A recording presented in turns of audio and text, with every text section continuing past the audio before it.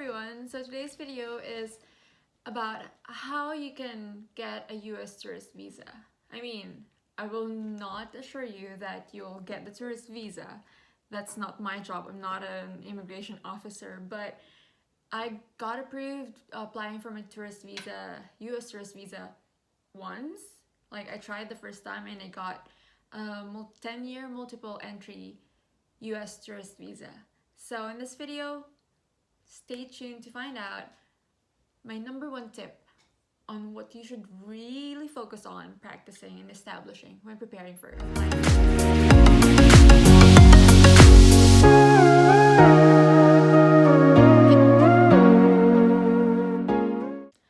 So just to give you guys a background, just a disclaimer, I applied for my tourist visa when I was living in Prague, and back then I thought, oh, maybe I got really lucky because I was in Prague when I applied for my visa, so maybe that made it easier for me. But I met a fellow Filipina who's also traveled to so many places. She also told me that she's had all the hotel accommodations, she already has her airfare, she had everything prepared, but she got denied. Not once, but twice. But recently I saw her pictures in the US, so that means she got approved on her third try maybe. So now that that's out of the way, I know it's from Prague, but I believe the experience and the questions are pretty much the same for every embassy. And I know for us Filipinos, it's extremely hard. I cannot even emphasize how hard it is to get a US tourist visa, even if you have businesses or even if you have a good job. But here's what I believe will make a difference when you're being interviewed. I believe the number one thing that you should emphasize is that you will come back to your country, either the Philippines or Japan or Prague or the Czech Republic, that you're not planning on overstaying in the US. You have to be able to establish the fact that you have strong ties back to the Philippines, that you will not just up and go. That's why a lot of people who are single or single moms who apply individually, they have a hard time getting a US tourist visa, even though all your finances are available, even though you have a lot of money in the bank. When I applied for my tourist visa, actually they did not ask for my finances. I was ready. I had a thick file of my bank statements, but they did not ask for it. I think it all depends on the interview. I was watching another girl as well, and she said that she was not asked for the finances, but of course it's always important to be ready. I believe the number one thing is that you really should be able to show during the interview, or tell them that, just get it to the point that you are not going to overstay, that your family are in the Philippines, you have a life in the Philippines, you have a job in the Philippines, and all that. So just a backstory, I follow this very popular blogger. Her name is Trisha, and her Instagram I think is PS I'm on my way. So she's a really interesting woman, and she's traveled a lot. But I saw her blog, I read her blog one time, and she said she got denied for a US tourist visa, I think twice. And I was like, if someone like her, who's traveled the whole world, who has a Schengen visa in her passport, what are the odds that someone like me, who's only lived in Japan and the Czech Republic, and I don't have a lot of money in the bank, and to top that off, I have a fiance. No, not a fiance. Andy and I were not yet engaged. I have a boyfriend in the US. So that's a risk factor if you think about it. So when I applied for the tourist visa, I was like, hey Andy, I'm really nervous about this, but I'm willing to waste that money and take the risk, just so we did what we could for us to be able to see if I can actually get a tourist visa and visit you in the US, because he was leaving Prague then. But long story short, I got approved, and this is how I answered the question. So the gay consul asked me this question. Let me pull up real quick what he really asked me. what's in the Philippines that will not make you want to stay in the US since your boyfriend's already there? Let me repeat that because the consul repeated it twice to me. I answered that first question. I was like, oh, I have I have a job waiting for me at an international school in the Philippines. I got hired there. Then he repeated the same question, and he was a bit like rolling his eyes a little bit, and he was like, still, what's in the Philippines that will make you want to come back there? And this is my answer, not verbatim, but this was how I answered the consul. I told him that I love traveling and I will not jeopardize my freedom to travel just because I wanted to go to the US. And I told him that I only know my boyfriend there. I don't have a family there. All my family are in the Philippines. And I will not do something, I did not say this, but just the point is that you will not do something stupid as to overstay your visa while in the US because your life is in the Philippines. I also mentioned that when I was living in Japan, I would make it a point to come back home to the Philippines like every 8 months or every year. So maybe that also helped, but I just really told him that I love my family and I will not, like, you know, overstaying your visa will risk not seeing your family, and I don't think it's worth it, honestly. Nothing is worth it if you will not see your family like anytime you wanted to.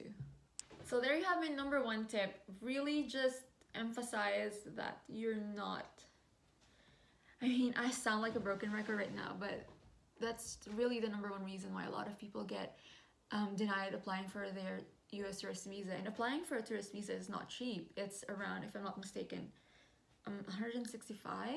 I'm not sure, but it's somewhere around like 10,000 pesos. I'm not sure. But yeah.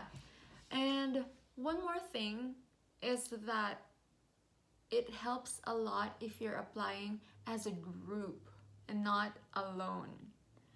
I mean, I got lucky because I was applying alone, but I noticed that there's a higher chance of getting approved if you emphasize that you're traveling with maybe friends, if you're traveling with family, because it's going to be harder for you to like stay there if you travel with a group of people or with your family. It's harder for you to just like start a life in the US if you're actually with people. I don't know, but I just noticed that I've read a lot about this, and I've noticed that you have a higher chance if you apply with a family.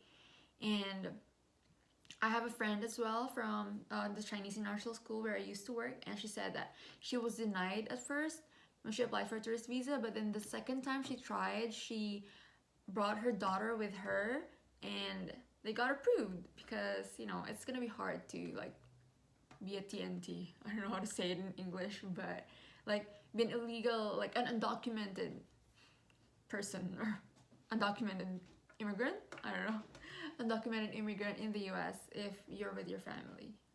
So for those of you who are still interested to know the other questions that were asked to me, here's another one.